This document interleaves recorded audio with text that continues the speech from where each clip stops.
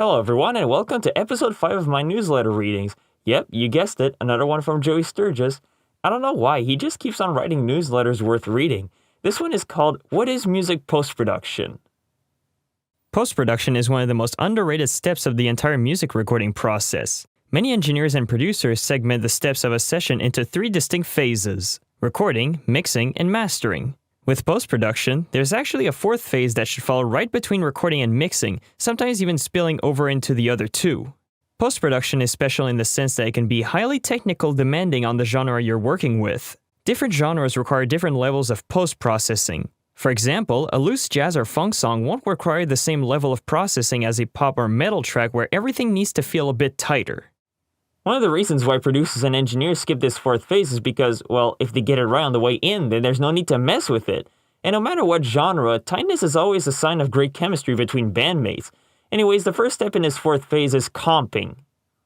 Comping takes is nothing new, but it's something that engineers often misclassify as a task that either belongs at the end of a recording session or saved for the mixing session.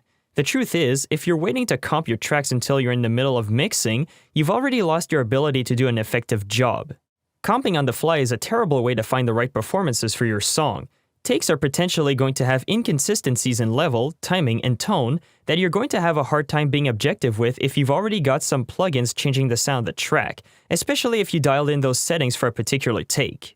Instead, mixers and engineers need to break comping out into a pre-mix task. By comping tracks from the source files of the tracking session, you're better equipped to determine what takes sound best without any adjustments. You'll be able to pull together the best takes, smooth out their levels, and apply fades to get a consistent comp track for your mix. And you'll never have to backtrack again later in the session.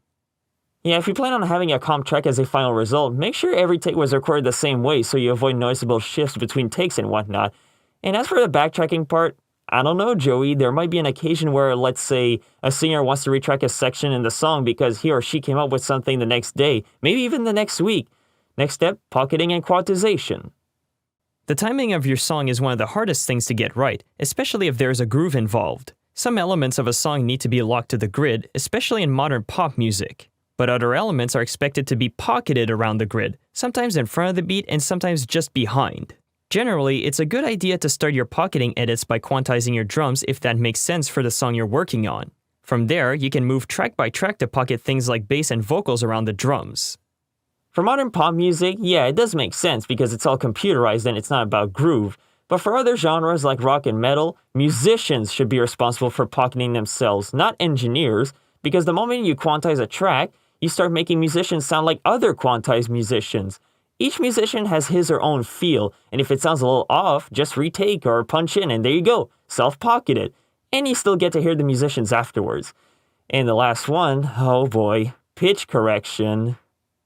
Pitch correction is another step that far too many use as part of their mix that should be getting done before you hit a compressor or EQ. Just because pitch correction software comes in a plugin format doesn't mean it belongs in your chain with the rest of your signal processing. The best approach to pitch correction is to do it during post-production. Load up your plugin after comping and pocketing, make your corrections, then print down the audio to a final track that'll be easy to work with in the mix. By taking this approach, you're able to focus in on the pitch exclusively while you work. At this point, it's okay to work in solo or raise the volume of the track you're tuning so that it stands out from the rest of the session. You're free to do what you need in your post-production session because you're working to fix issues on an individual level, not mix them all together. Joey, what's the point of having musicians play their parts if all you're gonna do is overproduce the crap out of their records? And I highly disagree with this 4th phase being underrated because so much content these days is covered in pitch correction and quantization. Purists skip this editing process, or most of it, because they know it's about musicians expressing themselves and not about making a commercial-friendly product. Once you've got your audio cleaned up, you're ready to move on to mixing it all together. By getting these post-production tasks out of the way first, you're truly maintaining a creative environment where you can craft your mixes without the distraction of common issues that are easily fixed. Exactly! They can be easily fixed! So why didn't you fix these issues during tracking instead of fixing them later with a computer? To all you aspiring producers out there thinking about editing out mistakes after recording, stop what you're doing, get up off your lazy asses, hit the record button, and try harder! You're only gonna get better and add more life and uniqueness to your records. Thanks everybody for watching and stay tuned for more content.